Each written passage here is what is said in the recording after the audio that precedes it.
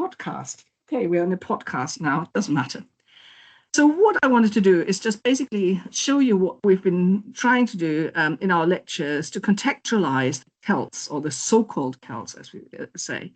And we normally start with the Iron Age period, and then we see the Celts arriving from Europe.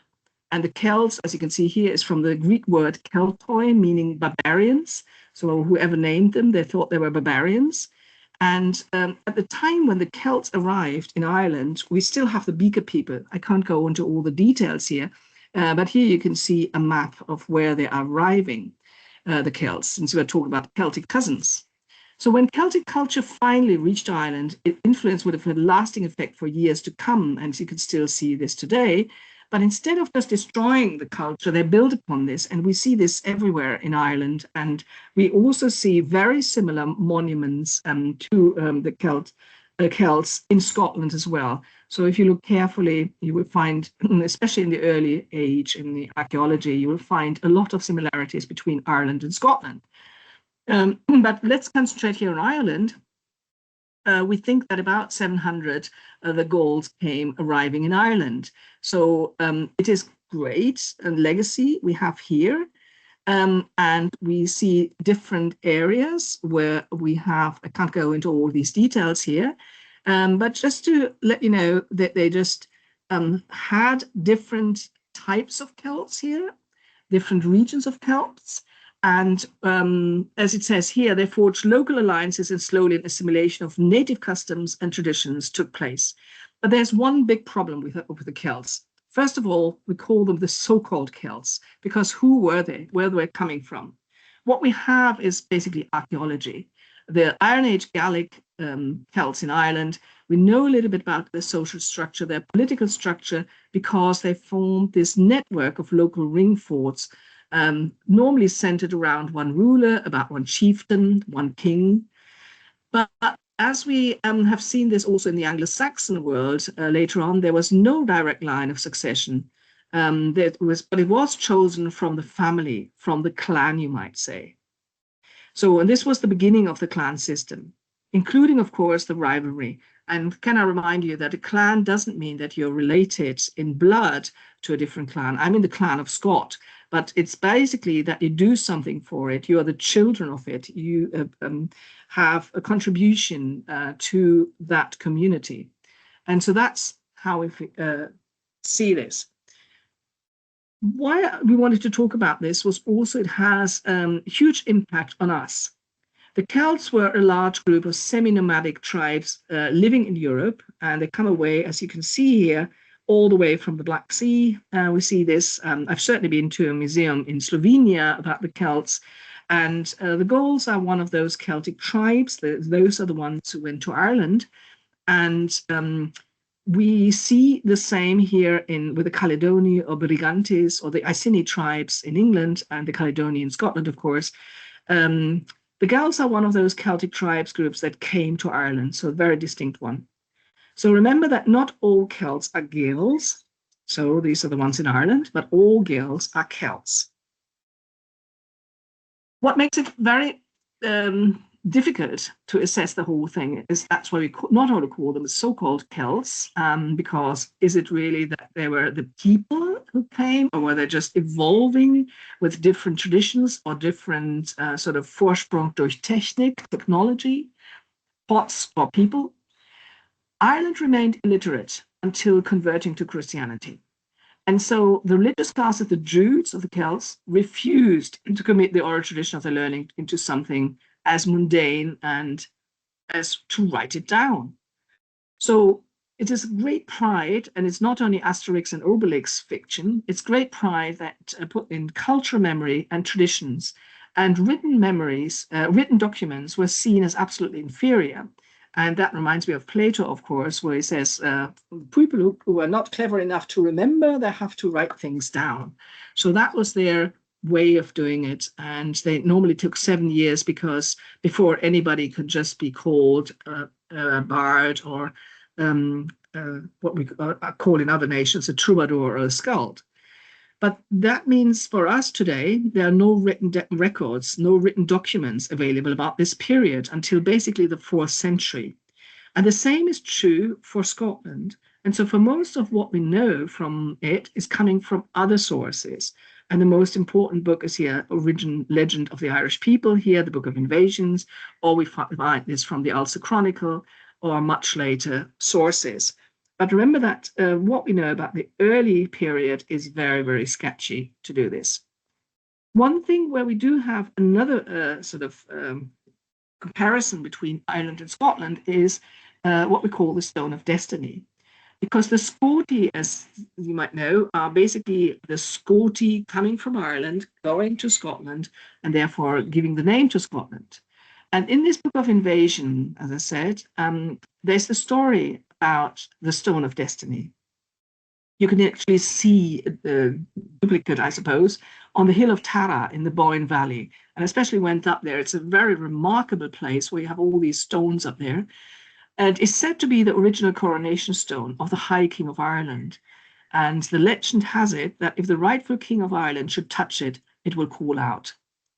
So this is a very important legend that is also gone with the first Scoti and coming to Scotland. And therefore, we have Kenneth MacAlpine having this tradition with a stone as well. And it's said, this legend in Scotland, that the Stone of Destiny, which is now the Stone of Scone, has originally come from Ireland. So much is the connection between Scotland and Ireland at that time that you have to rethink everything from the sea. So it was basically the area surrounding what is now Rathlin Island and the north of Antrim and the south of Dumfries and Galloway. That is basically one region where you have it. And this is in the Book of Invasions. It's becoming very clear. Now, overlaying this Limerick, University of Limerick, the Hill of Tara, I can certainly recommend a visit. The Fort of the Kings is, according to Butler Yeats, William Butler Yeats, the most consecrated spot in Ireland. And from there, the King of Tara represents a very old idea of sacred places. And I stop here basically with the legend of the Hills of Tara, just to mention that that is just basically taken on by the early Scoti and by the Scottish people. Coming back to Ireland as a whole, we will see that because of this, we have the royal sites here. We have Tara, where you see those on the left-hand side. We also have Armagh, the seat of St. Patrick, and Downpatrick, of course, on the eastern side as well. So Irish Christianity is not based on Western Christianity. It's not based on the Roman Church, but it's based on the Greek and the Syrian and Eastern Church. And you might remember from the Declaration of Arbroath in 1320 that legend is enshrined also in the letter of Arbroath, where they claim that the kings of Scotland are all coming from basically the Mediterranean, from the Syrian. And incidentally, there's a lot of DNA in Scotland that proves that fact, which I find absolutely amazing. So there was no Roman legacy at the time. Christianity made inroads into Ireland. The new Christian centers were established close to the pre-Christian power places like Tara, for instance, as well. And so the early Irish Scottish Christians, for example, did not recognize the Pope in Rome. It was the beauty of holiness they had, and the missionaries like Palladius and Patrick were sent by the Pope. Patrick, of course, not being Irish, and Rainer can tell you more about this here, where it's really coming from. So, but remember, this is a different type of Christianity that very much aligned it with the old nature religions they had. When you look at the Celtic cross, you can see this very clearly, that you have the sun going around the cross of Christ, and you have a preaching cross, especially in the areas between Drogheda and Armagh. You find a lot of them there.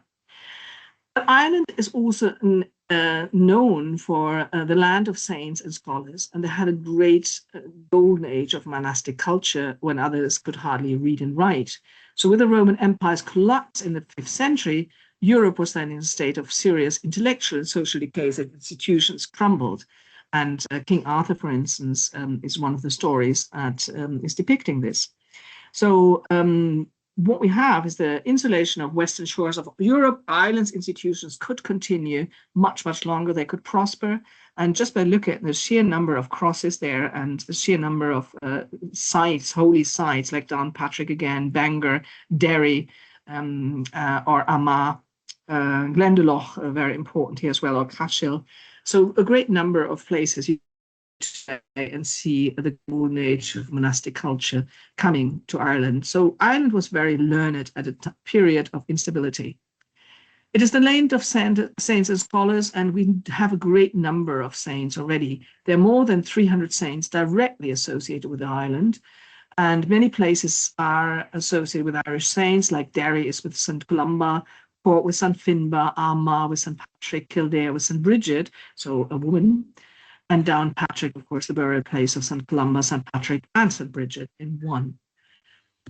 We talk about the 12 apostles, obviously the 12 apostles of the original disciples, and the early Irish monastic saints of the 6th century who studied under St. Finian included St. Columba of Iona, Iona being in Scotland, of course.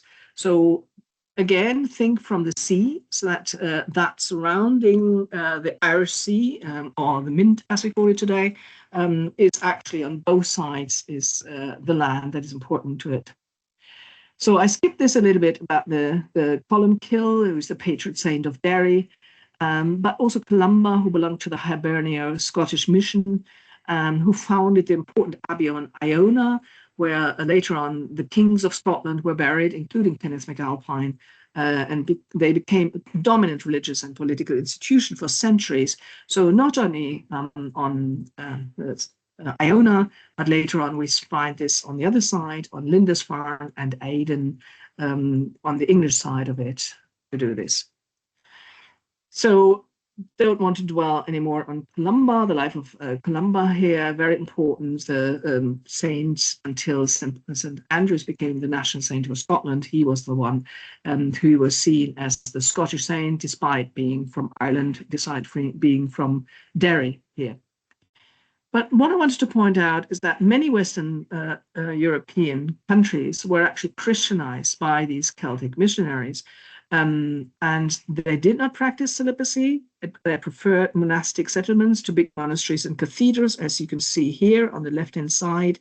You will see, first of all, the sort of the French type of cathedral, the Benedictines in particular, and you see the monastic traditions in Ireland, which dwelt on poverty, on the beauty of holiness, on basically what we call the Desert Fathers. There's a tradition in early Christianity about the Desert Fathers, and they are harking back to this Eastern type of religion, which is creating all sorts of problems in England in the 7th century. But for us, it's important only to know that Ireland was a very, very religious, a very sort of clerical, monastic, I should say not clerical, monastic. It was basically that they lived without the Pope there, and had therefore a different type of Christianity. What then brings me to basically handing over to Gisela in a moment, because the Hiberno Scottish mission then came from Derry, from Iona, from Lindisfarne, and of course from St. David's in Wales and Bangor. They came to our part of the world, including Rhineland-Pfalz. The newly Christianized and literate society soon began to display evidence of a high level of scholarship, and that was highly regarded in other nations. And so a land of scholars and saints, indeed, the Irish missionaries then began spreading the word of God in Europe, but more of that next week from others. Yes, that's still on my old slide. But just one last thing, it was the Franconian, the Merovingian kings who wanted to have the Irish, the 12 Irish saints, or the 12 Irish disciples, coming to preach in Anglo-Saxon Germany. So driving the Anglo-Saxons out was one of the missions for the Hiberno Scottish mission in Europe. And we've been debating it because some of the routes they took are going right through Rheinland-Pfalz. They're going, for instance, the cathedral in Bechtolsheim, not far from where we are at the moment, and also some other places where there's lots of water. It seems to be the case that they always need water to come. have been founded by the Irish and Scottish monks. So you can't really distinguish between the Irish and Scottish at that point. They all came from the same source. They all came from Bangor, from Derry. And despite the fact of founding places like Iona, they would still come with a very Irish Christian attitude. And I think at this point, I could hand over to you. Okay. Because now we're in Germany. Now we're in Germany. And so we thought we stick with the overall topic of migration, and particularly the migration from Germany to Ireland, and keeping in mind, obviously, that Germany at part of the time wasn't really Germany as we imagine it like now, but never mind. And the idea is really to have that as a kind of case study to show how migration is shaping all kinds of areas from very early times on. Migration is as old as the history of humans, but particularly in the development of countries. And because of the current theme of the Palatines who came to Ireland in 1709, thought we kind of focus on that and also focus on the exiles, but kind of go beforehand a bit more on the chronological level through different people and experiences and a little bit of context. So just to say that there is this long tradition of mostly friendly connections, and that the Christianization, and Sigrid developed that theme very nicely just now, and that there are all kinds of different engagements. And here's the other Columban, and who came to France, Italy, and along Lake Constance. And some people will know that one of his companions, St. Gall, founded or was really the origin of what we now call St. Gallen or St. Gall in Switzerland, and it is named after him. And just as Sigrid said, the land of saints and scholars, although very few of them have been officially become saints. Never mind St. Columban, just in case you're interested in motorbiking, this is your patron saint since 2002. So the best known one might well be St. Kilian. Anyone who knows Würzburg will know of him. If you go over the bridge there, you will see him, and he came with his two companions, Colman and Patnan. There were some difficulties here.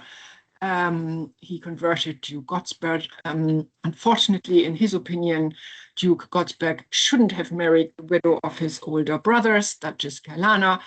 And after he made that known, she became worried and had all three of them killed. So this is one of the dangers if you have different traditions. But there is a very strong remembrance of him. The annual festival in Würzburg is called the Kiliani Volksfest, and the Würzburg is often called the Irish in Europe. So when Irish presidents come to Germany, they generally go to Würzburg as well for a number of reasons, but one of them as well is definitely also St. Kilian.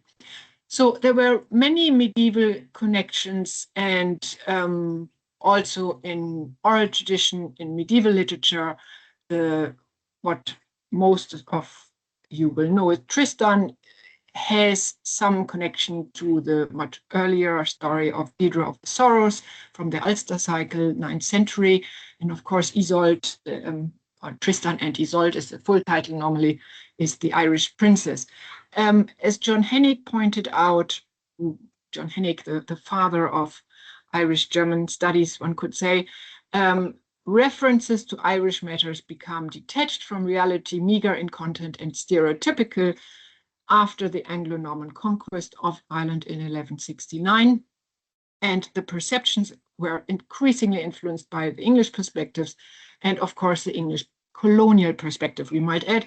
And in some cases, and it's really fascinating to follow that up, you can detect it as late as the 19th century.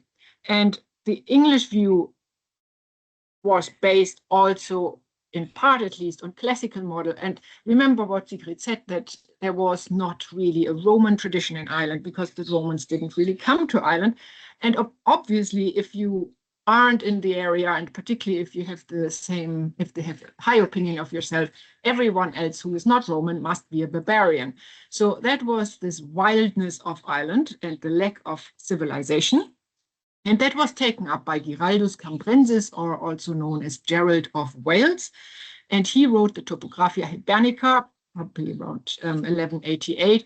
He was a tutor of Henry II's son, John, and they traveled together to Ireland in 1185. And a number of the descriptions there, you would almost see as a description of your kind of the new land you have acquired and you don't really know that much about it. And some of it is very positive, very fertile land, and the people are very musical, but they are barbarians, obviously, because they need your civilization. There were a lot of wonder stories as well, but overall quite critical of the Irish, and that has been continued then and has been a viewpoint that was kind of carried on. And interestingly, what I find fascinating is that the first completely printed version was published in Frankfurt, actually, not that far from here. So, and it had this enormous influence. I would say this was probably the most influential book about Ireland for centuries. We're now coming to a, I would say, possibly much happier topic, and the influence of individuals on another country. And one of them would be Richard Castles, or also known as Richard Castle. He had other names as well, and he descended actually from a French-Dutch family, but he was definitely born in Kassel and had his education in Germany. And then he came to Ireland in 1728, and he is responsible for, I would say, the most important and best known Irish 18th century buildings, among them Leinster House, Rasborough House, Carton House, and Powerscourt House. Most of them would be known to you if you have traveled to Ireland, because these are the typical places you would go to due to their beauty. And of course, also Leinster House as the seat of Aaron and Janet Byron, designed by Castle in 1745. He also designed this beautiful printing house in Trinity College in 1734. And I find Trinity College very important right now and deserving of a mention, because we can celebrate this year 250 years of the very first chair in the world for German and French, and it was established in Trinity College in 1776. So something that is, of course, of great importance, both for the history of German studies and Irish-German relations, and I think it's something we should all celebrate together. Just as a time of, if you stick with that time, just a few years later was the first book-length travel description about Ireland by Karl Gottlob Küttner. It was praised by Goethe. And of course, travel literature is one of the key ways of transporting perceptions and ideas about another country. Some of them were more influential than others. Hermann von Büchler-Muskau had a particularly influential one. There's a lovely story with it. Anyway, we can maybe talk about it at some stage longer. He actually went to Ireland and England in order to marry someone very rich. He had been divorcing his wife because of that, but the idea was that they all would live happily, the three of them. Somehow it didn't quite work out, but his letters to his now divorced wife, former wife, became a sensation as letters of a dead man, Briefe eines Verstorbenen, and he actually got a lot of money through that because copyright had just been introduced. So Heinrich Böll would have been the author of the best-known 20th century book and about Ireland with his Irish Journal, probably the most influential book about Ireland in the 20th century. Something else I want to mention, which has nothing immediately to do with migration, but actually is important in the background, is the topic of Celtic studies, because it's Johann Caspar Zeus, who was seen as the founder of Celtic studies, with his Grammatica Celtica from 1853, proving that Irish belonged to the Indo-European languages. And interestingly, if you wanted to become a Celtic study scholar in the early 20th century, you would have gone to Germany, to Munich, Bonn, Berlin, to study it there. And that had some repercussions later on, but there would have been very important scholars also in Switzerland and Austria, but this is a really important, tangible Irish-German connection as well. And you can see he's been well honored by this stamp also in Ireland, and it's very his memory is very much alive. Just to quickly go through Irish-German studies and connections afterwards, Roger Casement would have been an important connecting point in the First World War, trying to get weapons to Ireland from Germany. And then actually he was against the Easter Rising in 1916, but he went over to Ireland and then was hanged in England. Then, of course, Irish independence, 1922. Ardnacrusher is an interesting one. I'll come back to that in a moment, because this power station, and you can see this is a picture in the middle there, was the first really important step to electrification in Ireland. It was probably the biggest building site in the world at its time. It cost 1/5 of the national budget. And if you just imagine what it meant for Ireland in terms of industrial development, in terms of education, in terms of so many things, it really had huge impact. It was built by Siemens Schuckert, and there were hundreds of German engineers coming over for it.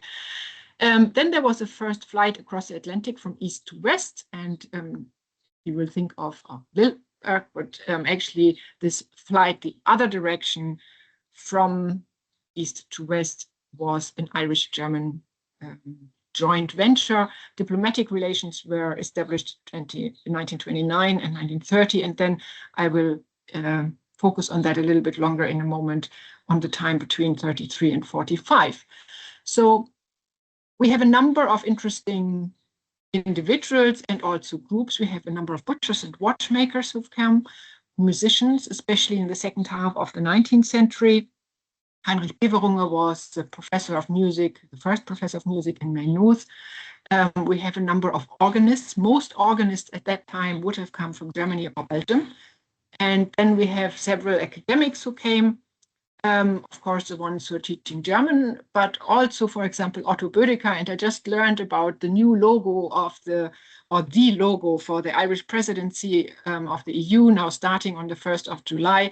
And that is inspired by Burr Castle. Burr Castle had the largest telescope in the world, and Otto Bödecker was there for several decades as the astronomer.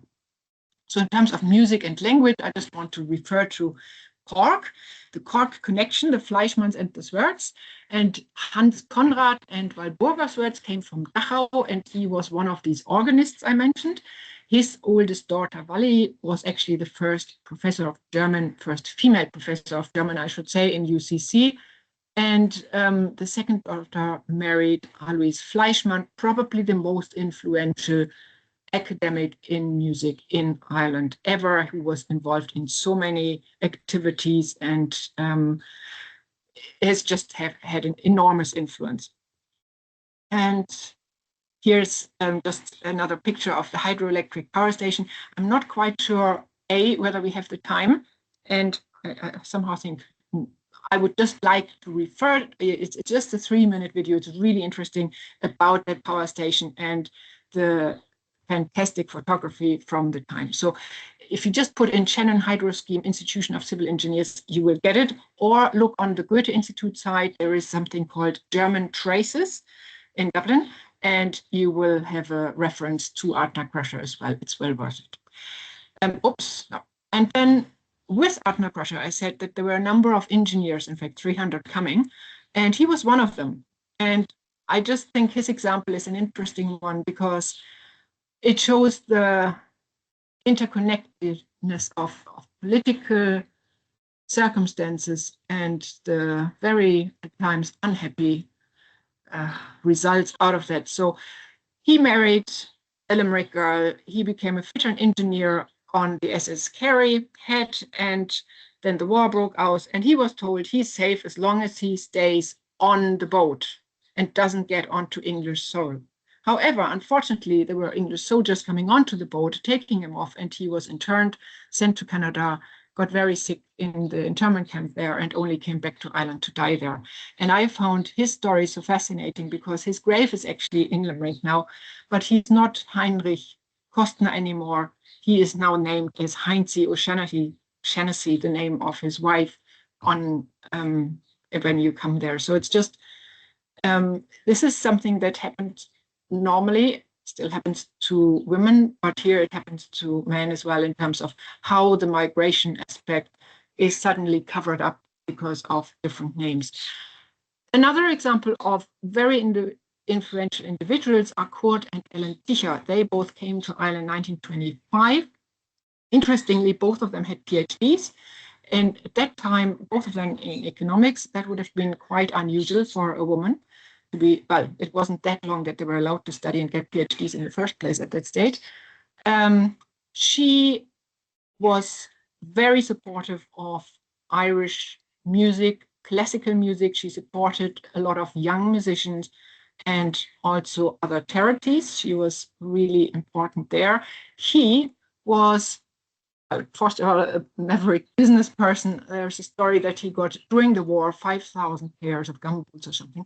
However, interestingly, there is also the story about the teapot diplomacy. If you're in Ireland, you might have heard about it. Teapot diplomacy was an occasion where Charles Haughey, the Irish Taoiseach, brought a silver teapot to Margaret Thatcher as a present. And she liked it very much. And it was I don't quite know who came up with that idea of presenting an Irish silver teapot, but anyway, it was a success. And this teapot, of course, came from Kurt Ticher. And he had then the brilliant idea of also offering Margaret Thatcher a silver bowl for sugar and a milk jug, and wrote to her and whether she wanted that, and she did. And so he was treated to tea in number 10 Downing Street. So much for the interesting. I won't ask you now to repeat anything that I said, but it might be just worth a thought, kind of. What do you feel very important about this? And maybe if there are questions, we'd be very happy to answer them afterwards. So it might well be worth writing them down. So in terms of case studies, we said we have the Palatines, first of all, because of the exhibition. So if you are close to Mainz, please go to the Landeszentrale für politische Bildung, and you can see the lovely exhibition that the consulate in Frankfurt put together on the Palatines. So the Irish Palatines came from this area, and as you can see, they weren't all only from the Rhineland-Palatine, but from surrounding areas. And there is always a story about the poor Protestants, and yes, in the majority there were Protestants, but not all of them. And the reason wasn't so much the religious persecution, but a whole lot of other reasons, and an ongoing time of insecurity, destruction. And there were the Palatine succession wars. It hadn't been that long ago, like 1788 to 1697. And there was a lot of destruction in the areas. We were just earlier in Bad Kreuznach, the church there I saw was also destructed in that time. Heidelberg Castle was destroyed and many other things. And probably worst of all, a really disastrously cold winter in 1708, the coldest winter for 500 years, it said. So they came to England, and the idea overall was that they wanted to go to the US, or of course at the time, a British colony, America, because that was seen as the place where a new future, a different life was possible. Now, there were a letter for 512 people sent to Queen Anne at the time, and they were positively received. The only thing is it wasn't 500 who came, it was over 11,000, in fact, probably around 13,000. And it became a little bit of a discussion about, are they to be supported because these are persecuted brothers of the same religion, i.e. Protestants who had been persecuted by the Catholic French. However, especially in the first group, there was about third of the group was Catholic, actually.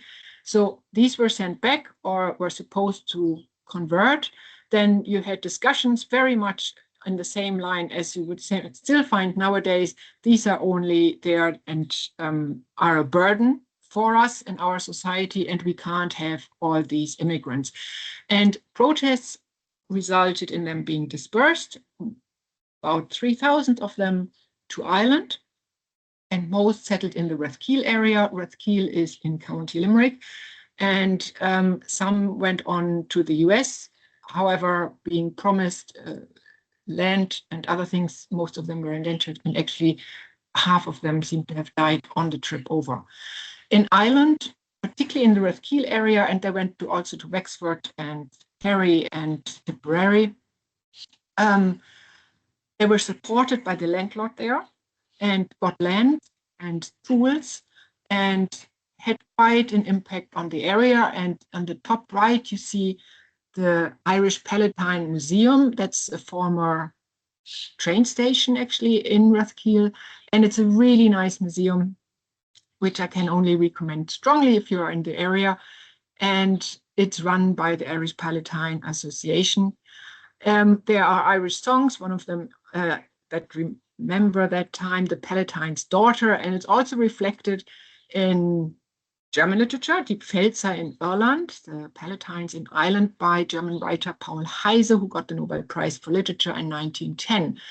And now, of course, we have the new play by Deirdre Kinahan that will be performed in Mainz on Thursday. So there are also traces in Dublin of the Palatines. If you go to Dublin, you will know Brown Thomas, because it's the most established shop in Dublin, and that's actually where Switzers used to be. And Switzers, of course, were Schweizers coming from the Palatine. And in the Cologne barracks, also, you will find that the key area that is called the Palatine Square, where they were posted in the beginning or asked to stay. I find this a wonderful example of German language learning, a slightly unusual way of learning German, arguably fairly complicated sentence structures, but it's a really interesting early way of bringing across some didactics in foreign language learning.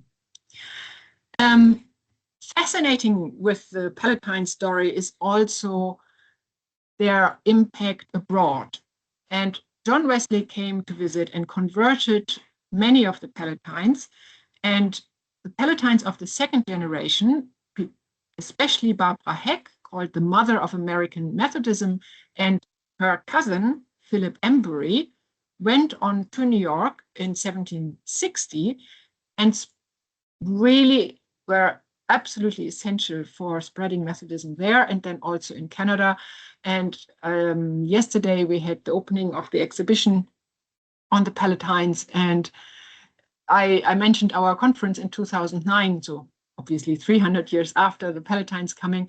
And my surprise to see so many people, I had thought it was a small one, but actually we had more than 100 people there coming from the US, Australia, Canada, New Zealand,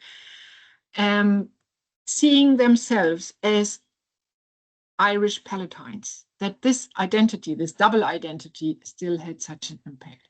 And this is the Palatine project now that is being taken on in such a wonderful way by the Irish consulate here in Frankfurt. So I think it's a really wonderful way of remembering really important and impactful relations.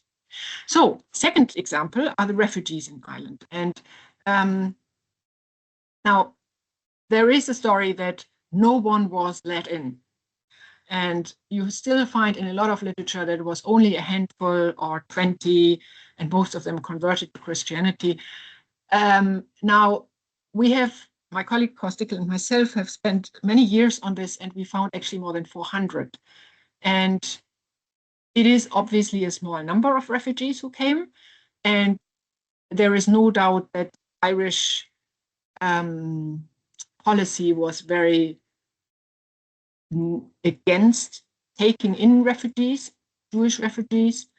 One should also keep in mind that the number of migrants from Ireland at that time in 1935, 1936 was actually higher than the number of migrants from Germany. And I mean, you are aware of the different population numbers. So Ireland was a very poor country, just as some background without wanting to excuse anything. There was a change in policy in 1938, obviously after Hitler's conquest of Austria, and a more sympathetic approach was particularly supported by Taoiseach Eamon de Valera, with very small numbers still, originally with only 90 people. Now at that stage already, I think, I can't quite remember, maybe 150 had come previously, and then there was a quota number subsequently, and the Irish Coordinating Committee for Refugees then later also included members from the different religious groups, including the Jewish representative. There are a number of academic refugees, and I think the reason why this hasn't been researched for a very long time was that people were not aware of people except for Erwin Schrödinger, and he wasn't seen as a refugee. He came in October 1939. But there were some fascinating people among them, and it's not only Erwin Schrödinger, who shouldn't be forgotten. He became the first director of the Dublin Institute for Advanced Studies for the physics part. The Dublin Institute for Advanced Studies was actually in 1940 by Eamon de Valera, and it has still the two main areas, Irish, the Irish language, and physics in different forms. Eamon de Valera was a math teacher and clearly interested in math and physics, and he was fascinated by Irish. And these are the two main areas still today. Other people also include Ludwig Hopf, and I would like to take this opportunity. He was a first assistant to Albert Einstein. He was chosen by Trinity College Dublin as someone to be supported as a refugee of distinction. Every year there has been a small group meeting at his grave around the time of his birthday. And one of the people who came together was Tommy Reichenthal, who died not that long ago, a few weeks ago. And I just want to remember him at this occasion as well. And we had Willie Walsh, who buried actually Ludwig Hopf's son in Kenya. So it's a long story, which I won't tell in detail, but it's just a lovely moment now, I hope, to remember Tommy as well. There are many others, John Hennig, whom I mentioned earlier, Ludwig Bieler, who was actually a specialist on St. Patrick, or was, and it was somehow coming full circle when he published a book about St. Patrick, and that was given to Eamon de Valera when he opened the Dublin Library as an example of this is the scholarship in Ireland, and the scholarship in Ireland in this case was by an Austrian refugee. Walter Heitler and Leo Pollack both were working in the Dublin Institute of Advanced Studies. Hans Sachs was a serologist. There were also several factories that were founded by refugees and who gave employment in areas where there hadn't been industrial development before, for example, in Longford, or employing up to 250 people in Galway. And if you read these addresses, you will see that these are all on the periphery, County Mayo, kind of in the northwest, and Carrick-on-Suir in the southeast. And it's kind of almost a circle around Dublin, because Dublin, of course, was always the most, it's a very centralized country. And there were also some places in Dublin. So there were all kinds of practical support as well, all over Ireland. And interestingly, especially on estates of Anglo-Irish gentry, in monasteries, sometimes individual families, and also by boarding schools and universities offered free places. There is a legacy, of course, with the policy towards immigrants in a, I would say, rather negative way, 1935, but there are all kinds of aspects. So that will take a bit longer. The Irish Jewish community also would have been influenced, and the progressive Jewish community was only really coming to life in Ireland after the Second World War, and with the support of the refugees who'd come, the academic contributions, of course, and there was this very late start of research, and then from 2003 onwards, public apologies.